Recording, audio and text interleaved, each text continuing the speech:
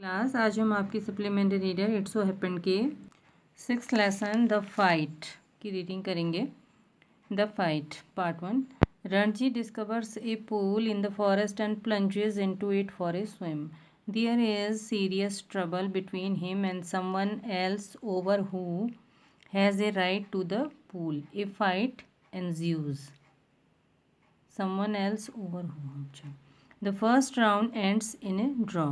Ranji had been less than a month in Rajpur when he discovered the pool in the forest. It was the height of summer and his school had not yet opened, and having as yet made no friends in this semi-hill station, he wandered about a good deal by himself into the hills and forests that stretched away interminably on all sides of the town. It was hot, very hot at that time of the year, and Ranji walked about in his vest and shorts, his brown feet white with the chalky dust that flew up from the ground. The earth was parched, the grass brown, the trees listless, hardly stirring, waiting for a cool wind or a refreshing shower of rain. It was on such a day, a hot, tired day, that Ranji found the pool in the forest. The water had a gentle translucency, and you could see the smooth round pebbles at the bottom of the pool. A small stream emerged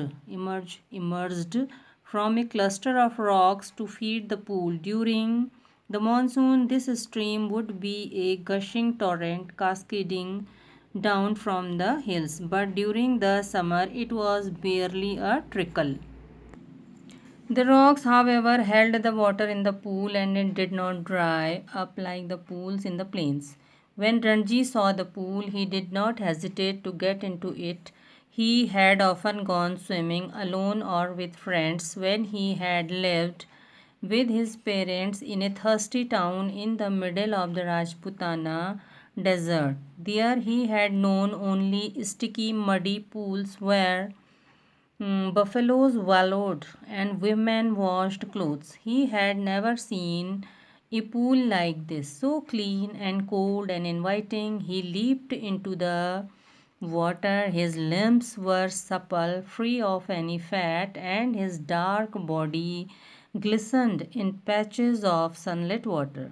The next day he came again to quench his body in the cool waters of the forest pool. He was there for almost an hour, sliding in and out of the limpid green water or lying stretched out on the smooth yellow rocks in the shade of broad-leaved salt trees. It was while he lay thus that he noticed another boy standing a little distance away, staring at him in a rather hostile manner. The other boy was a little older than Ranji, taller, thick-set, with a broad nose and thick red lips. He had only just noticed Ranji, and when Ranji did not say anything, the other called out, "What are you doing here, mister?"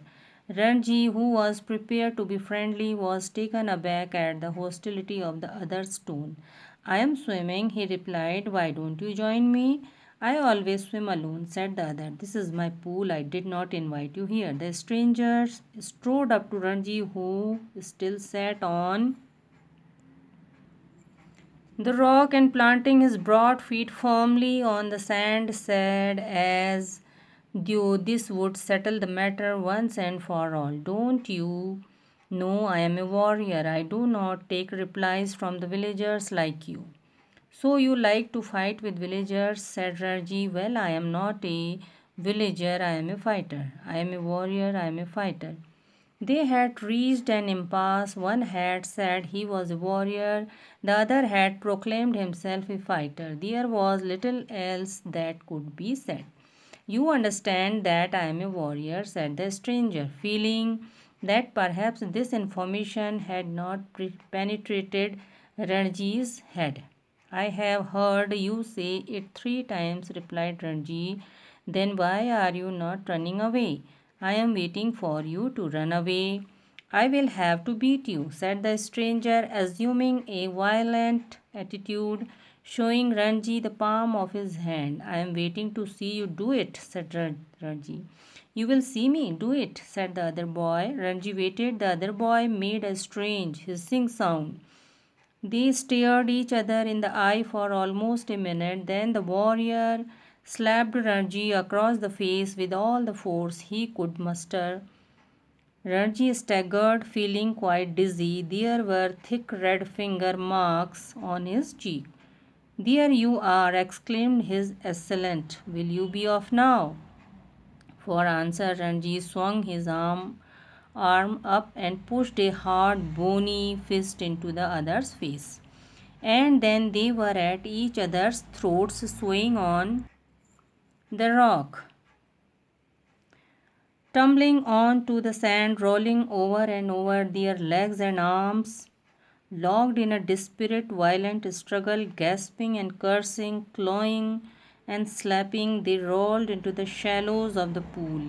Even in the water, the fight continued as, spluttering and covered with mud, they groped for each other's head and throat. But after 5 minutes of frenzied, unscientific struggle, neither boy had emerged victorious. Their bodies heaving with exhaustion, they stood back from each other, making tremendous efforts to speak.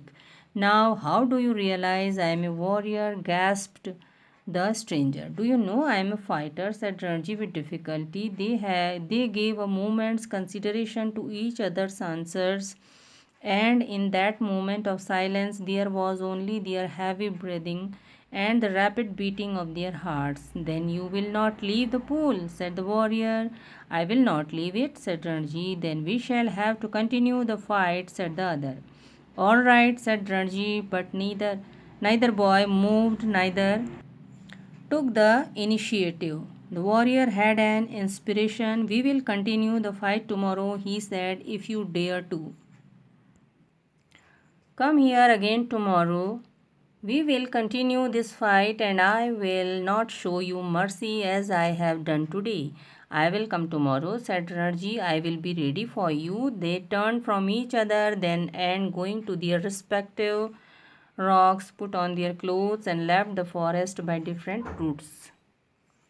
Now part second. Next day the two claimants face each other across the pool. They throw challenges and counter challenges at each other. The best solution, they realize, lies not in fighting each other but fighting together for something. When Ranji got home, he found it difficult to explain the cuts and bruises that showed on his face, leg, and arms. It was difficult to conceal the fact that he had been in an unusually violent fight, and his mother insisted on his staying at home for the rest of the day. That evening, though, he slipped out of the house and went to the bazaar, where he found comfort and solace in a bottle of vividly colored lemonade and a banana leaf full of hot sweet jalebis.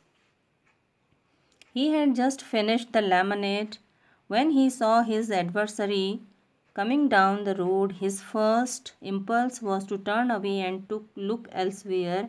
His second to throw the lemonade bottle at his enemy, but he did neither of these things. Instead, he stood his ground and scowled at his passing adversary, and the warrior said nothing either but scowled back with equal ferocity.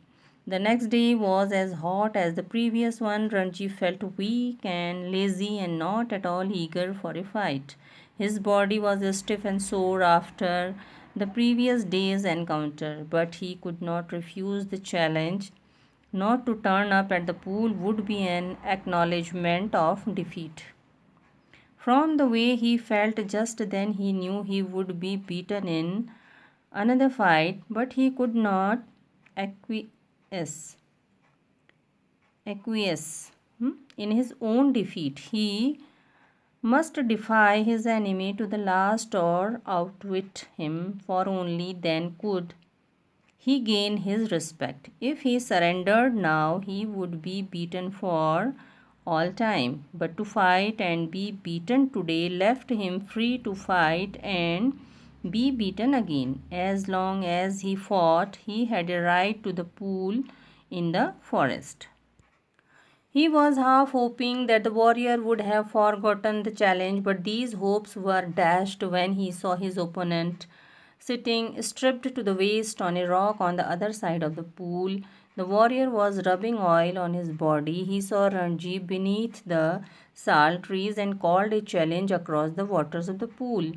Come over on this side and fight, he shouted. But Ranji was not going to submit to any conditions laid down by his opponent. Come this side and fight, he shouted back with equal vigor. Swim across and fight me here, called the other, or perhaps you cannot swim the length of this pool. But Ranji could have swum the length of the pool a dozen times without tiring, and here he would show the warrior his superiority. So, slipping out of his vest, he dived straight into the water, cutting through it like a knife, and surfaced with hardly a splash. The warrior's mouth hung open in amazement. You can dive, he exclaimed. It is easy, said Ranjit, treading water, waiting for a further challenge. Can't you dive? No, said the other. I jump straight in, but if you will tell me how, I will make a dive. It is easy, said Ranjit. Stand on the rock, stretch your arms out, and allow your head to displace your feet. The warrior stood up, stiff and straight, stretched out his arms, and threw himself into the water. He landed flat on his belly with a crash that sent the birds screaming out of the trees. Ranji dissolved into laughter. Are you trying to empty the pool? He asked as the warrior came to the surface, spouting water like a small whale. Wasn't it good? Asked the boy, evidently proud of his feat. Not very good, said Ranji. You should have more practice. See, I will do it again. And pulling himself up on a rock, he executed another perfect dive. The other boy waited for him to come up, but swimming under water, Ranji circled him and came upon him from behind. How did you do that? Asked the astonished youth. Can't you swim underwater? Asked Ranji. No, but I will try it. The warrior made a tremendous effort to plunge to the bottom of the pool, and indeed he thought he had gone right down, though his bottom, like a duck's, remained above surface. Ranji, however, did not discourage him. It was not bad, he said, but you need a lot of practice. Will you teach me? Asked his enemy. If you like, I will teach you. You must teach me. If you do not teach me, I will beat you. Will you come here every day and teach me? If you like, said Ranji. They had pulled themselves out of the water and were sitting side by side on a smooth grey rock. My name is Suraj, said the warrior. What's yours? It is Ranji. I am strong, am I not? Asked Suraj, bending his arm so that a ball of muscle stood up, stretching the white of his flesh. You are strong, said Ranji. You are a real Pahalwan. One day I will be the world's champion wrestler, said Suraj. Slapping his thighs, which shook with the impact of his hand, he looked critically at Ranji's hard, thin body. You are quite strong yourself, he conceded, but you are too bony. I know you people do not eat enough. You must come and have your food with me. I drink one seer of milk every day. You have got our own cow. We have got our own cow. Be my friend, and I will make you a pahalwan like me. I know if you teach me to dive and swim underwater, I will make you a pahalwan. That is fair, isn't it? That is fair, said Ranjit, though he doubted if he was getting the better of the exchange. Suraj put his arm around the younger boy and said, we are friends now, yes. They looked at each other with honest, unflinching eyes, and in that moment, love and understanding were born. We are friends, said Ranjit. The birds had settled again in their branches, and the pool was white and limpid in the shade of the sal trees. It is our pool, said Suraj. Nobody else can come here without our permission. Who would dare? Who would dare? Said Ranji, smiling with the knowledge that he had won the day. Ruskin Bond is writer. So thank you for watching.